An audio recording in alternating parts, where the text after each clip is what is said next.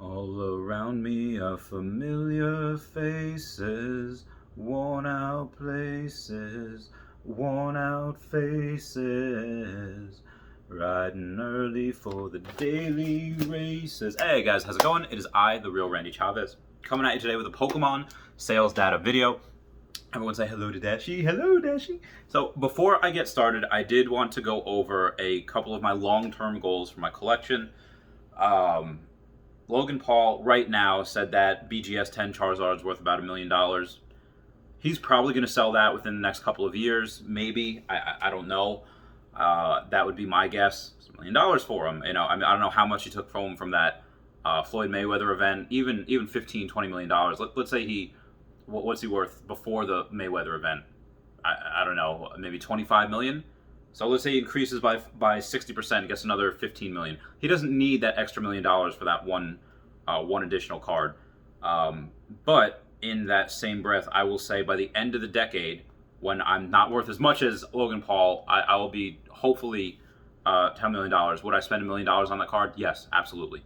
However, that being said, I do plan on buying my trophy Kangaskhan back after I sell it. Again, probably $1 million card by the end of the decade.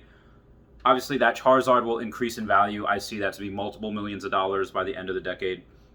I see the normal first edition PSA 10 to be $1 million by the end of the decade. So that, yeah, put 3x that minimum.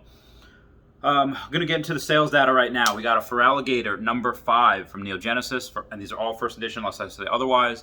The number 5 Feraligatr is a lot better artwork. It is not as common, and it is harder to grade than the number 4 artwork. Better artwork in my opinion. Sold for $241 as a PSA 8, which right now makes sense because the 9's only 500 something, even though I think the 9 should be $800,000 card because that 10 is so undervalued right now. Moving on, we do have a first edition Shining Gyarados, Charizard, 8 Shining cards, pretty much an entire Neo Destiny set, but they are all raw copies. They do appear to be in near mint to mint condition. Sold for $16,169. Everyone coming nice for that 69 down below. After that, we have Blaine's Charizard PSA 9. I'm sorry. Blaine's Arcanine PSA 9, so for $530. Again, we've seen that upwards of almost $1,000.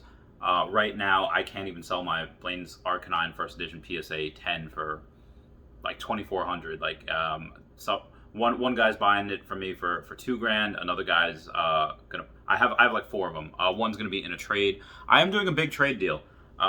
So it's gonna involve my first edition BGS 9 Charizard, and that BGS 9, 2 subgrades are a 9, and 2 subgrades are 9.5. So it's one away from being a BGS 9.5. I am trading that and a Blaine's Arcanine first edition PSA 10 for a first edition Neogenesis box that is authenticated, that is 100% confirmed, real box.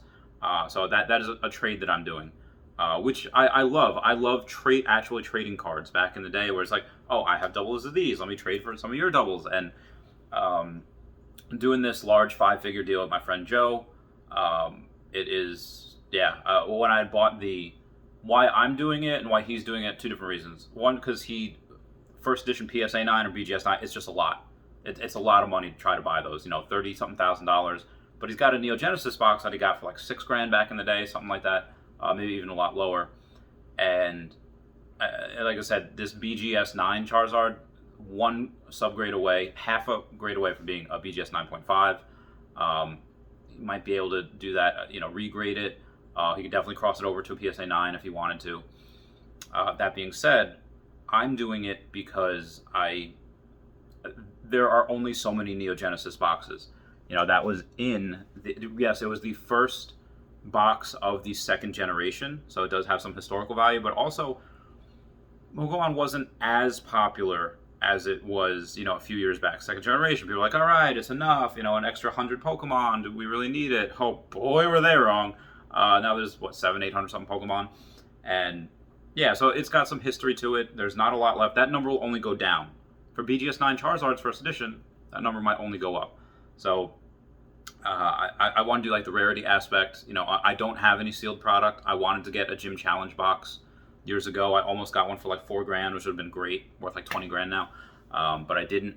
So that being said, going to get this box is, again, not my favorite set, but definitely one of them.